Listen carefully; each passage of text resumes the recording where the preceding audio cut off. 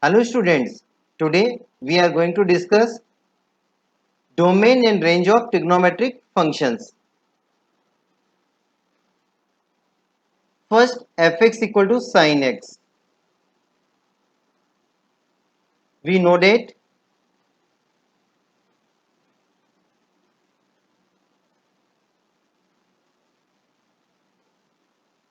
for every x belong to real number, sin x is real.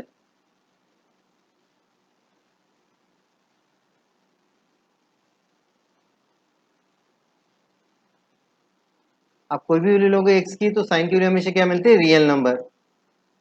Therefore,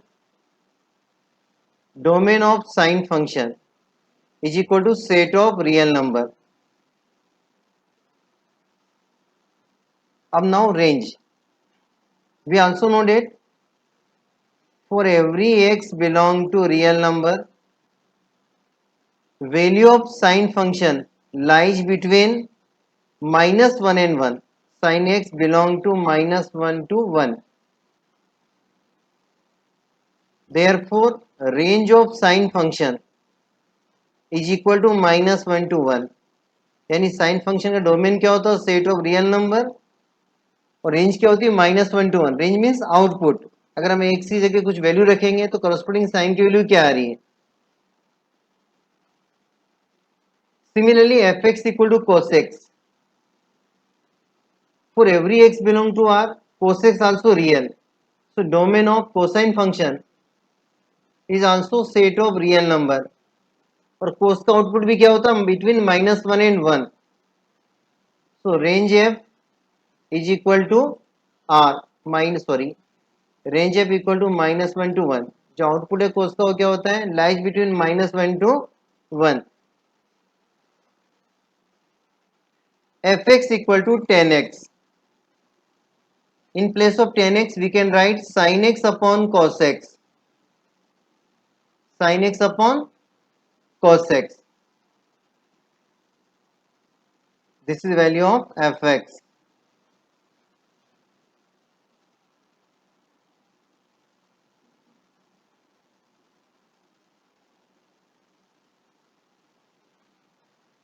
fx equal to sin x upon cos x. अब know right, हमको domain निकालना है. Means fx assumes real values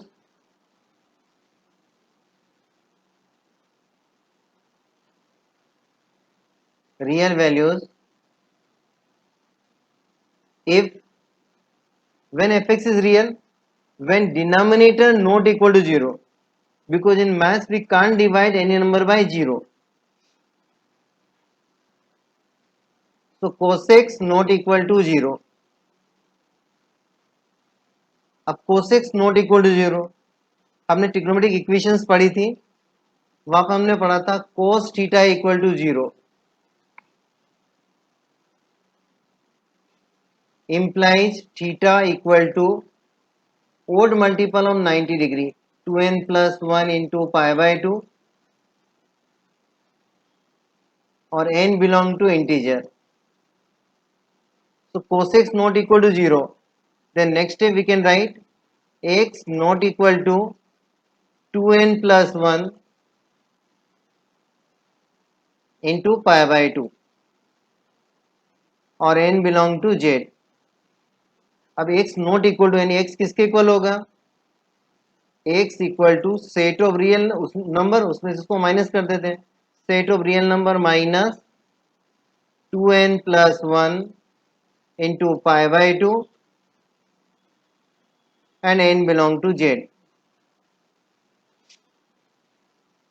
Therefore, domain of tangent function is r minus 2n plus 1 into pi by 2, और n belong to z. अब now range of trigonometric function. Range means output. अगर हम x की value या domain में से कोई भी लेते हैं तो करस्पॉन्डिंग जो 10 की वैल्यू किसके बीच में लाई करती है? -∞ to ∞.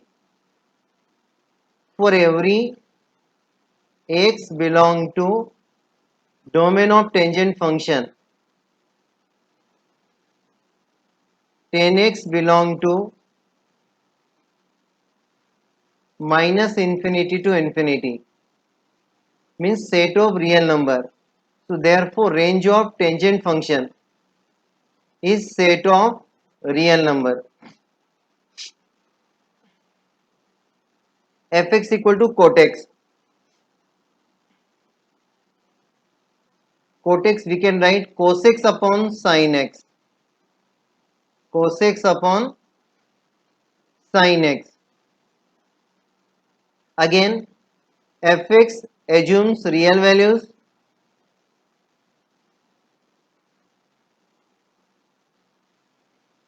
Real values if denominator not equal to 0, because in maths we can't divide any number by 0. So sin x is not equal to 0. Again हमने फार्मूला पढ़ा था sine theta equal to 0 then theta equal to n pi. तो यहाँ पे क्या हो जाएगा x not equal to n pi and n belong to z. Now right formula in bracket sine theta equal to 0 implies theta equal to n pi and n belong to z. अब x not equal to n pi, it means x equal to set of real number minus n pi and n belong to z. Therefore domain of cotangent function means cot is equal to r minus n pi comma n belong to z. अब now range. Again for every x belong to domain of cot function,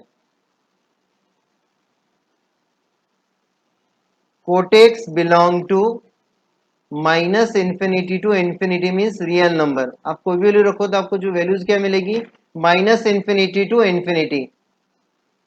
implies range f is equal to set of real number. Now fx equal to sec x.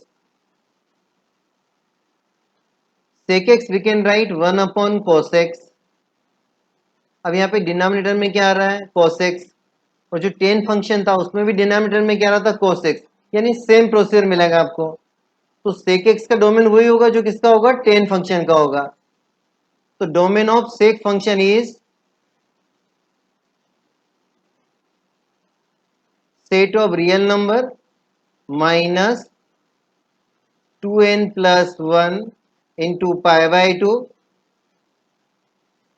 n belong to z, same as tan function. अब हमको इसकी range find करनी है. Okay तो range कैसे find करेंगे. Range means output. F x किसके equal है 1 अपॉन कोस एक्स के, और we know that value of cos x lies between -1 and 1, -1 and 1, except zero नहीं लेना है आपको क्योंकि डिनोमिनेटर में क्या होता है not equal to 0. Cos x lies between -1 and 1, लेकिन हमको जीरो नहीं लेना है. तो हम जीरो कहें तो क्या आएगा 1 upon 0 not defined. Is it clear.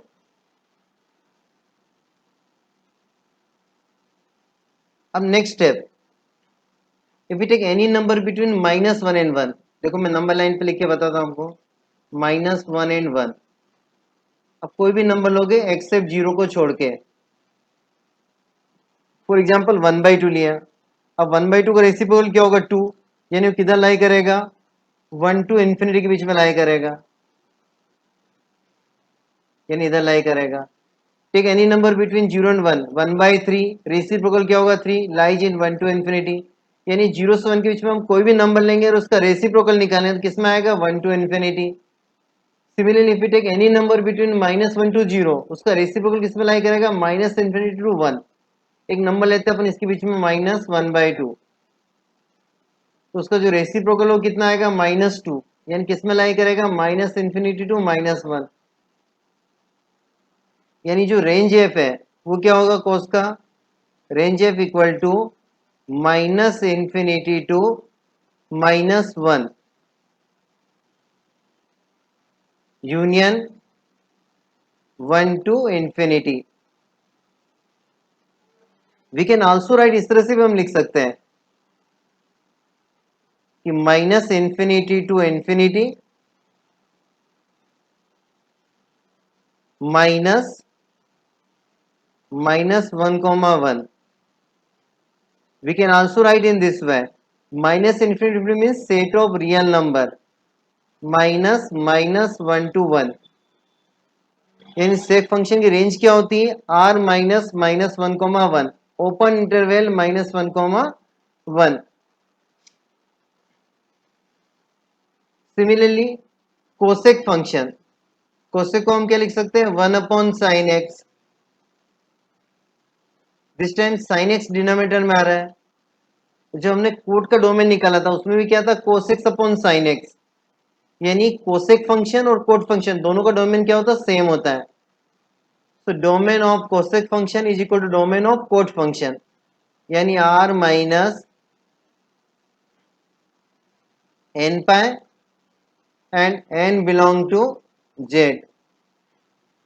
अब नाउ रेंज निकालनी अपन को कोसेक फंक्शन की, तो एफ एक्स किसके इक्वल है? 1/sin x के, and value of sin x also lies between -1 and 1, यानी सेम रिजल्ट मिलेगा आपको। क्या मिलेगा? Same result.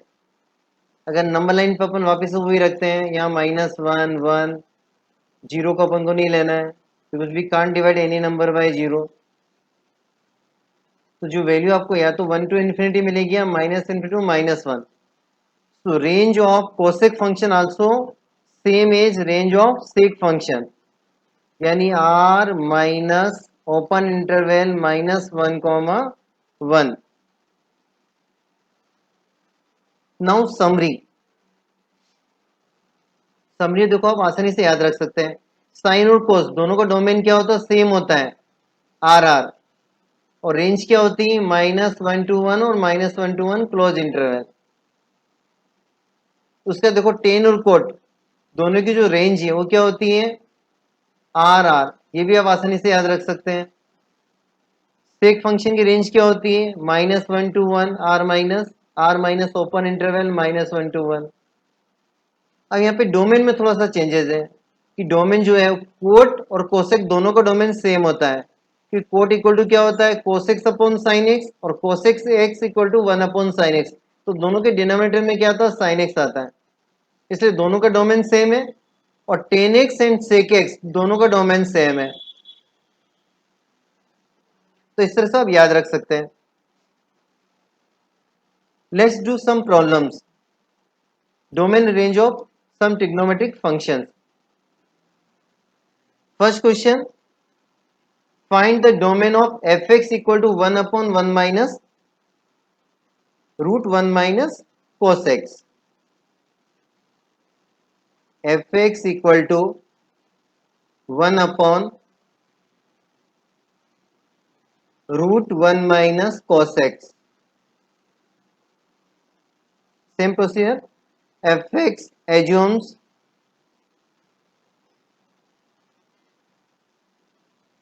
real values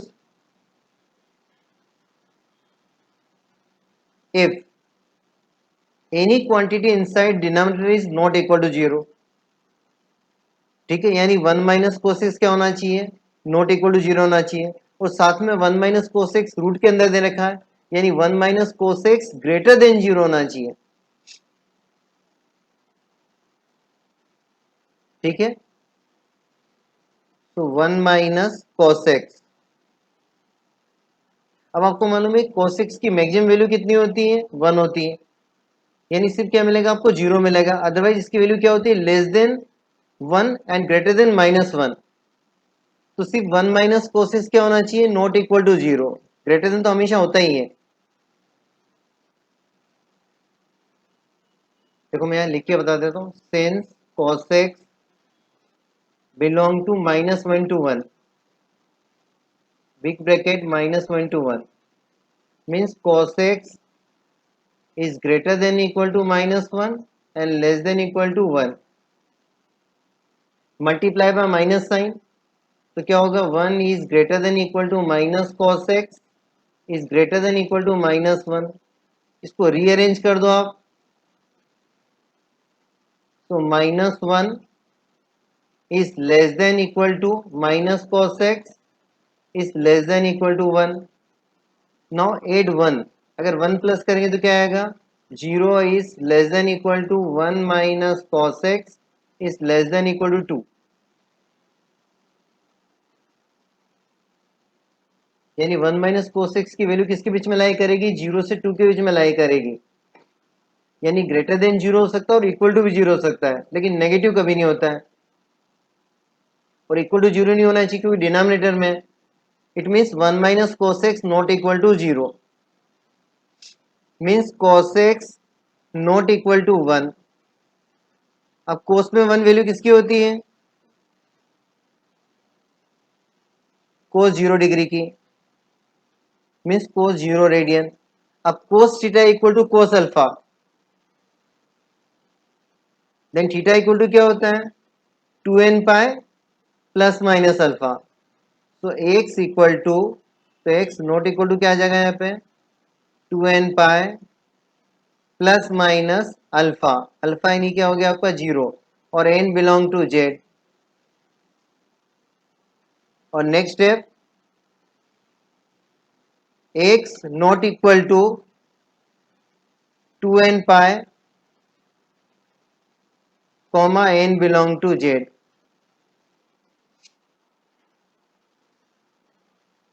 next problem, find the range of f of x equal to 11 plus 3 cos 2x since we know that for every theta belong to real number, जो cos की value होती है वो क्या होती है, हमेशा -1 और 1 के बीच में लाई करती है। तो -1 is less than equal to cos theta is less than equal to 1। अब यहाँ पे थीटा की जगह कोई भी एंगल रखेंगे तो वैल्यू किसके बीच में लाई करेगी, -1 और 1, क्योंकि cos की रेंज क्या होती है, -1 to 1। तो यहाँ मैं 2x रख रहा हूँ।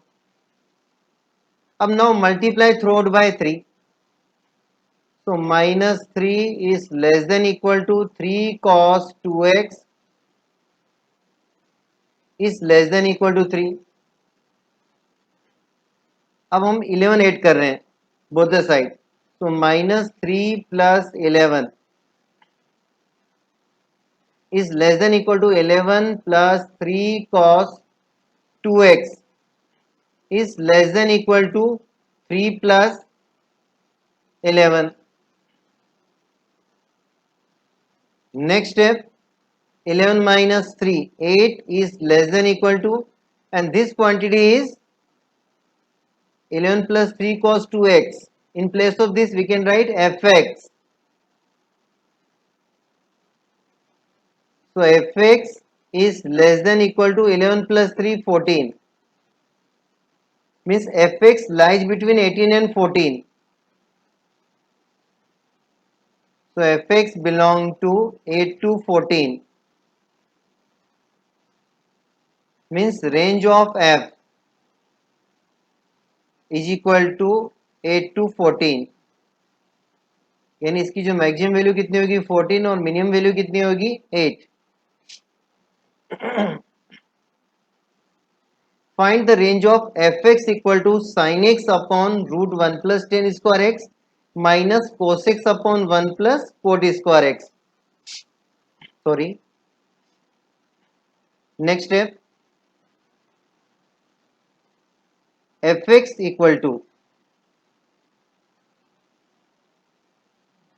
sin x upon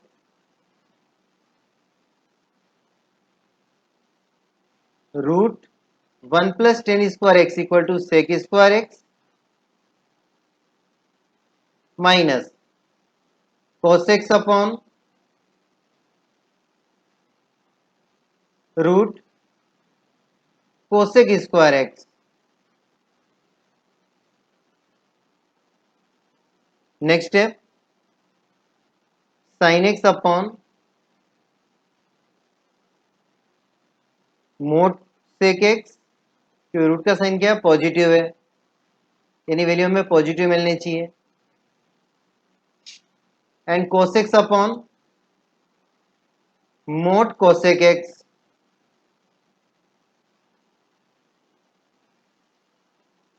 Use this formula, root x square is equal to mod cos x. Next step, sin x upon, अब sec x को हम क्या लिख सकते हैं, ऊपर जाएगा तो क्या आएगा, cos x, तो sin x into mod cos x minus cos x into mod sin x.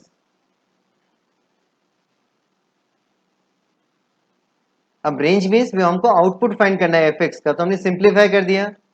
अब एफ एक्स की वैल्यू किस पे डिपेंड करेगी, राइट हैंड साइड पे डिपेंड करेगी. अब जो मोड है किस पे डिपेंड करेगा, in first quadrant cos is positive and sine also positive, in second quadrant sine positive cos negative, in third quadrant both are negative, in fourth quadrant cos is positive and sine is negative. So there are 4 cases. Case first, case first, let x belong to 0 to pi by 2. 0 to pi by 2 means first quadrant. I mean first quadrant both sine and cos are positive. Both sine and cos are positive. So therefore value of fx is fx equal to sin x. अगर positive तो फिर mode लगाने की, mode क्यों लगा रहे हैं, mod is not required. तो sin x into cos x minus cos x into sin x is equal to 0. Cancel हो जाएगा और क्या आ जाएगा, 0. यानी first case value of f x is 0. If x belong to 0 to pi by 2 then value क्या मिलेगी आपको, 0. और यदि हम 0 और पाई बाई 2 को इंक्लूड भी करते हैं तो क्या मिलेगा आपको, साइन 0 कितना होता है, 0, यानी फर्स्ट टर्म 0 हो जाएगी. और कोस 90 कितना होता है, 0, यानी सेकंड टर्म भी 0, यानी ओवरऑल वैल्यू क्या आएगी, 0 आएगी, including 0 and pi by 2 also 0. अब now case second, second quadrant, case second, x belong to pi by 2 to pi. अब in second quadrant value of f x is, function क्या था आपका, sine x into mode cos x, sign x into mode cos x. अब second quadrant में कोस क्या होता है, negative होता है, और विदाउट मोड लिखेंगे तो क्या आएगा, माइनस कोस एक्स, मोड के प्लेस पर आ जाएगा, minus cos x into mod sine x. अब इन सेकेंड क्वाड्रेंट साइन क्या होता है, पॉजिटिव होता है,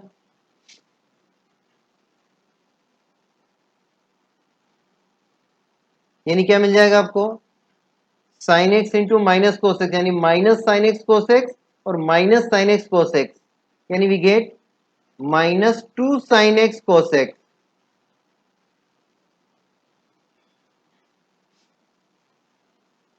और 2 sine x cos x means sine 2x. और we know that value of sine theta lies between -1 and 1. किसके बीच में लाई करती है, -1 and 1.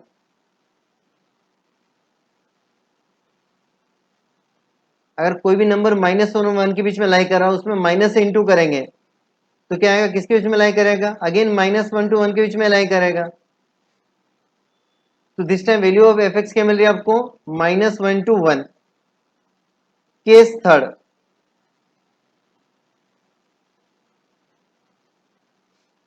x belong to pi to 3 pi by 2 means third quadrant. In third quadrant both sin and cos are negative, so therefore fx equal to क्या मिलेगा आपको, अगर negative है तो मोड हटाएंगे तो क्या आएगा, माइनस साइन आएगा, तो minus cos x minus cos x और ब्रैकेट में आएगा माइनस साइन एक्स, तो plus sine x cos x और minus sine x cos x cancel हो जाएगा और क्या आ जाएगा, जीरो आ जाएगा. तो इन third quadrant value of f x is zero. अब फोर्थ क्वाड्रेंट में क्या होता है, कोस पॉजिटिव होता है और साइन क्या होता है, नेगेटिव होता है. इन fourth quadrant case 4 x belong to 3 pi by 2 to 2 pi, therefore fx equal to sin x into mod cos x था, और इन थर्ड क्वाड्रेंट कोसिस सॉरी फोर्थ क्वाड्रेंट क्या होता है, कोसिस पॉजिटिव, तो mode is not required, minus cos x into mod sine x.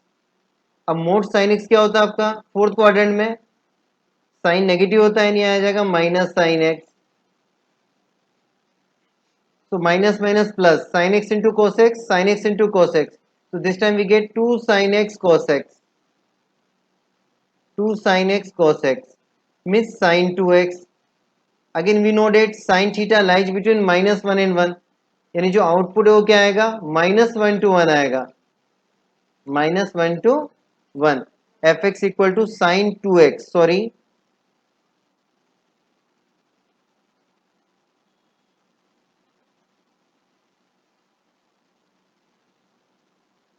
so value of fx is lies between minus 1 and 1. so from the above four cases, first में क्या आया था आपका जीरो, सेकंड में माइनस 1 to 1, थर्ड में zero, fourth में minus 1 to 1, therefore range f equal to minus 1 to 1.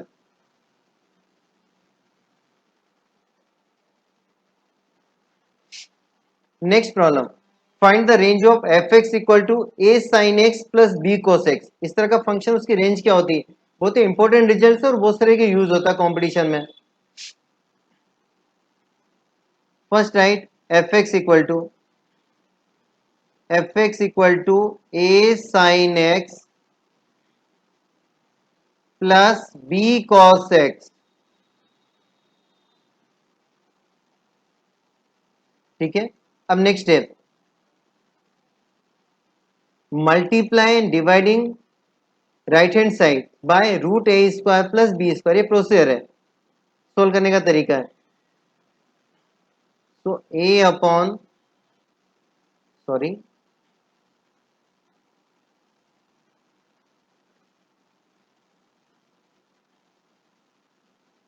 पहले तो अपन मल्टीप्लाई कर देते हैं, root a square plus b square, and now in bracket first write sine x और into a upon root a square plus b square plus write cos x और into में लिखेंगे अपन b upon root a square plus b square. Okay, now we discuss in this triangle. ABC is a right angle triangle and right angle at B. Is it clear? अब यहाँ पे मैं कुछ late कर रहा हूँ, ये जो आपको ब्रैकेट में क्वांटिटी दी यहाँ पे मैं या तो साइन ए प्लस बी या sine minus b या कोस ए प्लस बी या cos minus b के फार्मूले में कन्वर्ट करते हैं. तो पहले मैं इसको साइन ए प्लस बी के फार्मूले में कन्वर्ट करता हूँ. तो फार्मूला क्या होता है साइन ए प्लस बी का, साइन ए कोस बी, यानी इस क्वांटिटी को मैं क्या लेट करता हूँ, कुछ लेट कर लेता हूँ, let a upon root a square plus b square is equal to cos alpha. अब कोस थीटा किसके इक्वल होता है आपको सभी को मालूम है, कोस थीटा इक्वल टू होता है बेस अपॉन हाइपोटेन्यूस, यानी बेस तो आपका हो गया ए और हाइपोटेन्यूस कितना हो गया root a square plus b square. यदि हम इस एंगल को क्या लेते हैं अल्फा, तो अल्फा के लिए बीसी बेस हो जाएगा और एसी क्या हो जाएगा हाइपोटेन्यूस। अगर आपको हाइपोटेन्यूस दे रखा और बेस दे रखा तो हम परपेंडिकुलर फाइंड कर सकते हैं बाय पाइथागोरस थ्योरम, तो परपेंडिकुलर कितना हो जाएगा बी हो जाएगा। ठीक है, देयरफॉर क्या हो जाएगा B upon root a square plus b square, ये इक्वल टू हो जाएगा साइन अल्फा के। अभी सारी वैल्यूज अपन रख देंगे, therefore f x equal to root a square plus b square और ब्रैकेट में आ जाएगा आपका sine x into cos alpha plus cos x into sine alpha, यानी ये तो आपका फॉर्मूला बन गया साइन ए प्लस बी का, sine a cos b plus cos a sine b. So next step f x equal to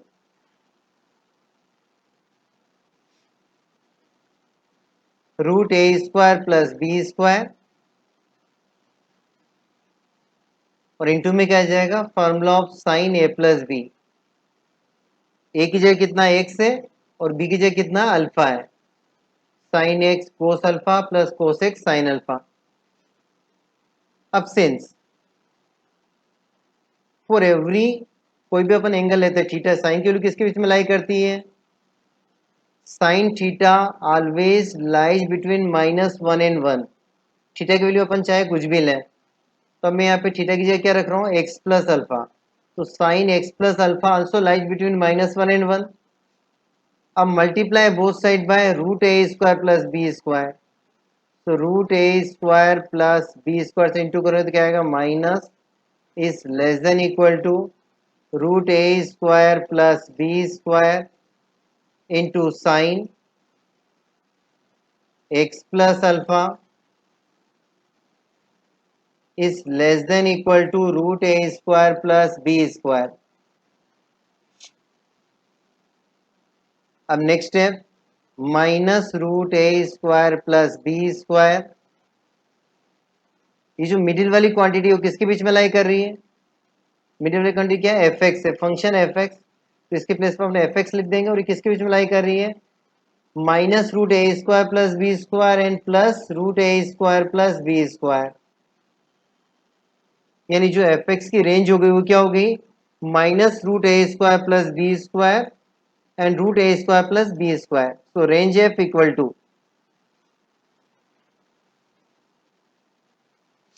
big bracket minus root a square plus b square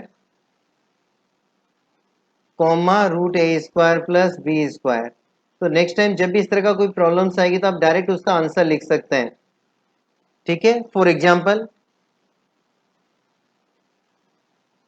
मान लो आपको मैंने क्वेश्चन दे दिया f x equal to 3 sine x plus 4 cos x, तो इसकी range बताइए, find the range of this function. तो इसकी रेंज क्या हो जाएगी रेंज एफ इक्वल टू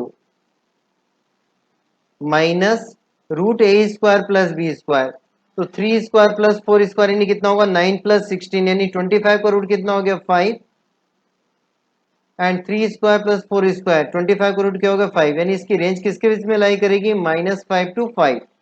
तो एज ए फार्मूला इसको आप यूज कर सकते हैं।